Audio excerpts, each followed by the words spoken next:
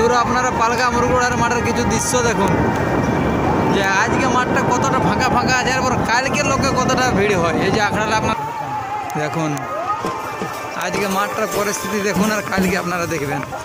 এটা হচ্ছে 1 নম্বর আসরটা, আর ওই যে দূরে দেখা যাচ্ছে 2 নম্বর আসর।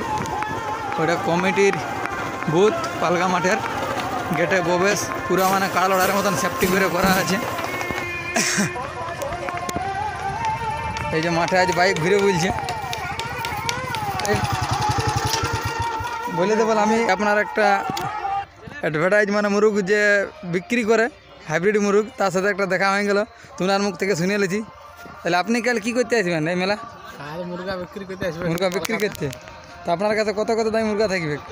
ওই 8,000 10,000।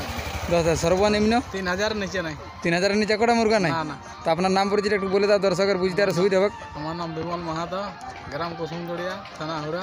আচ্ছা আচ্ছা, তো আপনার কারণে কি দুটো মাথার কাড়াও আছে শুনেছিলি? ওগুলাও আছে। ওগুলাও আছে? আচ্ছা আচ্ছা, মানে যেমন কাড়া তেমন সাড়া নাকি? বড় ছাগলও আছে, সব রকমই থাকে আমার। সব রকমই? আচ্ছা, আপনারা দর্শক বন্ধুরা শুনতেই পেলেন বিমল মাহাতোর মুখ থেকে বক্তব্য। তো এবার আপনারা পালগা মাঠটা একটু দেখে নিন, যে আজকে কত মাঠটা খালি খালি আছে, আর কালকে এই মাঠটায় কত না লোক হয়।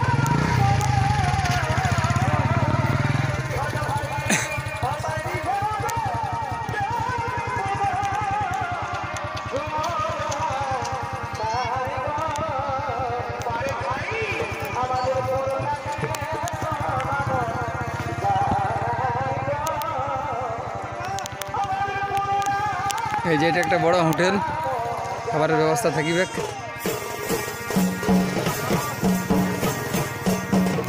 ভিডিওটা দীর্ঘায়িত না করে এখানে শেষ করছে, যে মানুষ হাজার থেকে দাগ দাগ দিয়ে যাচ্ছে।